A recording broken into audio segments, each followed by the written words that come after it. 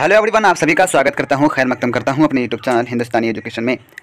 जैसा कि हम और आप जानते हैं कि पिछले वीडियो में हमने मॉडल सेट्स छठा जो है वो करा दिया था। अब मॉडल सेट सातवां है। मॉडल सेट 9वां तक जाएगा और ये किताब ख़त्म हो जाएगी, ठीक है। यानी पार्ट 1 उर्दू कंपोजिशन वाले जितने भी छात्र हैं, जिनका भी सेशन 2022 से 25 है, उनके लिए यह वीडियो खास है। और जो भी पार्ट 1 में भी एडमिशन लेंगे ललित नायर मिथिला विश्वविद्यालय में, उनका भी यही सिलेबस रहता है, तो आप यहाँ से इसको भी पढ़ के याद कर सकते हैं। अगर आप हमारे चैनल पे नए हैं तो चैनल को सब्सक्राइब कर लीजिए और लेटेस्ट अपडेट के लिए बेल आइकन दबाना ना भूलिएगा। अगर वीडियो अच्छी लगी तो अपने दोस्तों में ज़रूर शेयर कीजिएगा, ताकि छोटे से वीडियो के ज़रिए मैं आप तक नॉलेज पहुंचा सकूं। तो आइए देखते हैं किस तरह का सवाल पूछा गया है मॉडल सेट 7वां में। पहला सवाल पूछा है, गुजरा हुआ ज़माना का अहम किरदार कौन है? तो जवाब हो जाएगा नौउम्र बच्चा, यानी नौउम्र बच्चा जो है वो हो जाएगा, ठीक है। और हमको पता होना चाहिए कि गुजरा हुआ ज़माना किनका लिखा हुआ है, तो ये सर सैयद अहमद ख़ान ने लिखा हुआ है। चलिए आगे बढ़ते हैं। नौउम्र बच्चा कैसा मंजर देखता है? ये कैसा मंजर देखता है? तो इसका जवाब होगा क़यामत का मंजर देखता है। इसके बाद है, गुजरा हुआ ज़माना याद करने से क्या होता है? तो जवाब होगा गम। अगला सवाल है, नौउम्र बच्चा सबके साथ कैसे पेश नहीं आता था? तो जवाब होगा हुस्न सलूक। हुस्न सलूक के साथ नौउम्र बच्चा जो है पेश नहीं आया करते थे किसी के साथ, ठीक है। अगला सवाल है, नौउम्र बच्चा क्या इरादा करता है? तो जवाब होगा बूढ़े की तरह अमल नहीं करने का। अगला सवाल है, नौउम्र बच्चा को ख्वाब में किसका ख्याल नहीं आता था? जवाब होगा मरने का नहीं, यानी बुढ़ापे का, ठीक है। यानी तीसरा इसका करेक्ट हो जाएगा बुढ़ापे का। बुढ़ापे का इनको ख्वाब में नहीं दिखता था नौउम्र बच्चा को। अगला सवाल है, नौउम्र बच्चा ख्वाब में किस तरफ माइल रहता है? तो जवाब होगा बदी की तरफ। अगला सवाल है, हाली ने मजमून के आगाज़ में किसको अपना ज़र्फ़े मुखातिब किया है? तो जवाब हो जाएगा ज़बान। अगला सवाल है, बचपन में ज़बान कैसे लोगों का दिल जीत लेती है? तो जवाब होगा आधे अधूरे अल्फाज से। अगला सवाल है, जवानी में माँ बाप के दिल को नहायत तकलीफ़ कौन देती है? तो जवाब होगा ज़बान। अगला सवाल है, सर सैयद अहमद ख़ान के वालिदा का क्या नाम था? यानी उनके नाम बताएं। तो जवाब होगा अज़ीज़ुन निसा।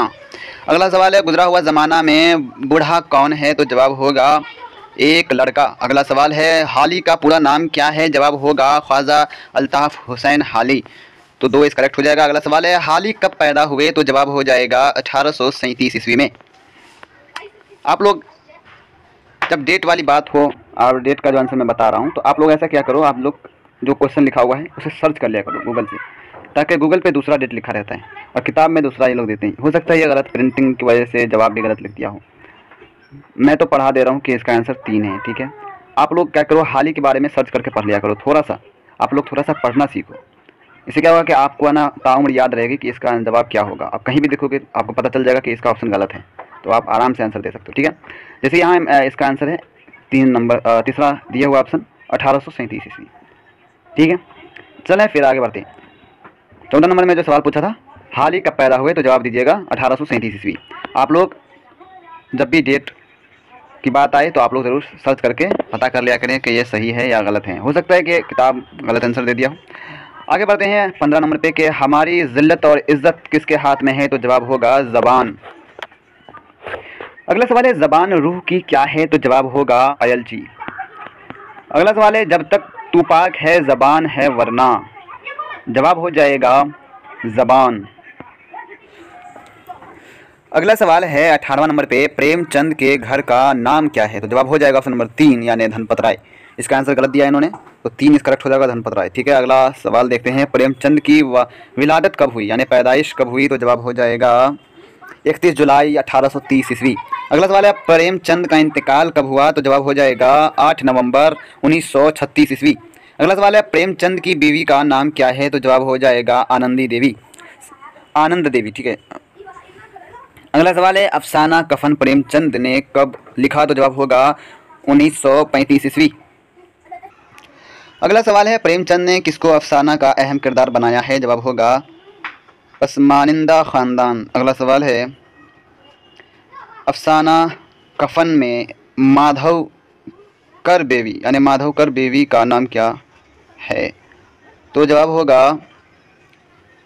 बधिया। अगला सवाल है मीर तकी मीर के वालिद का नाम क्या है? तो जवाब हो जाएगा माजिद। अगला सवाल है मीर दर्द का पूरा नाम क्या है? जवाब होगा ख्वाजा मीर दर्द। अगला सवाल है मीर दर्द की पैदाइश कब हुई? जवाब हो जाएगा 1921 ईस्वी। अगला सवाल है मीर दर्द की पैदाइश कहाँ हुई? जवाब हो जाएगा दिल्ली। अगला सवाल है मीर दर्द का इंतकाल किस साल में हुआ? जवाब होगा 1789। अगला सवाल है बाप बेटे दोनों रोते हुए किसके पास जाते हैं? जवाब होगा ज़मींदार।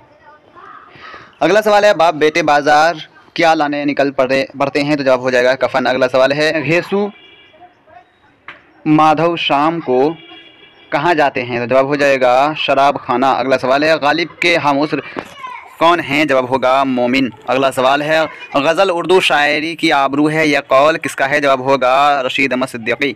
अगला सवाल है मिर्ज़ा नौशाह किसका लक़ब था? जवाब होगा गालिब। अगला सवाल है दस्तनबू किसका रिसाला है? जवाब होगा गालिब। अगला सवाल है हंसनामा किसकी नज़्म है? जवाब होगा नज़ीर अकबर आबादी। अगला सवाल है नज़ीर अकबर आबादी के वालिद का क्या नाम है? तो यानी कौन है? अगला सवाल है नज़ीर अकबर आबादी के वालिद कौन हैं? जवाब हो जाएगा मोहम्मद फ़ारूक। अगला सवाल है नज़ीर अकबर आबादी के वफ़ात किस ईस्वी में हुई? तो जवाब हो जाएगा 1830 ईस्वी। अगला सवाल है मंदरजा झेल मिसरे के शायर कौन हैं? सब ठाठ पड़ा रह जाएगा जब लाद चलेगा बंजारा, ये लिखने वाले हैं नज़ीर अकबर आबादी। यानी बंजारा नामा जो नज़्म लिखा है उन्हीं का ये मिसरा है। अगला सवाल है मंदरजा झेल शेर किस शायर की तख्लीक है? ले सांस भी आहिस्ता के नाजुक है बहुत काम, आफाक की इसकार गए शीशा गरी का। तो ये इसका जवाब हो जाएगा मीर तकी मीर। अगला सवाल है आपके निसाब में मीर बब्बर अली अनीस की कौन सी नज़्म है? जवाब हो जाएगा गर्मी का समा। गर्मी का समा। अगला सवाल है मीर अनीस का पूरा नाम क्या है? जवाब होगा मीर बब्बर अली अनीस। अगला सवाल है रशीद अहमद सिद्दीकी के वालिद का नाम क्या था? जवाब हो जाएगा अब्दुल कदीर। अगला सवाल है रशीद अहमद सिद्दीकी ने मैट्रिक कब पास किया? जवाब हो जाएगा 1914 ईस्वी। अगला सवाल है प्रेमचंद का इंतकाल कहाँ हुआ? तो जवाब हो जाएगा लखनऊ। अगला सवाल है प्रेमचंद के वालिद का नाम बताइए? जवाब हो जाएगा मुंशी अजायब राय। अगला सवाल है सर सैयद अहमद खान की पैदाइश कब हुई? तो जवाब होगा 1817 ईस्वी। अगला सवाल है पंडित ब्रज नारायण चकबुस्त की पैदाइश कब हुई? तो जवाब होगा 1886 ईस्वी। अगला सवाल है पंडित ब्रज नारायण चकबुस्त का इंतकाल कब हुआ? तो जवाब होगा 1926 ईस्वी। तो इस वीडियो में बस इतना ही। देखते रहिए हिंदुस्तानी एजुकेशन। मिलते हैं अगले वीडियो में अगले मॉडल सेट के साथ। तब तक के लिए दीजिए इजाज़त। फिर मिलते हैं। Good bye and take care. अल्लाह हाफिज़।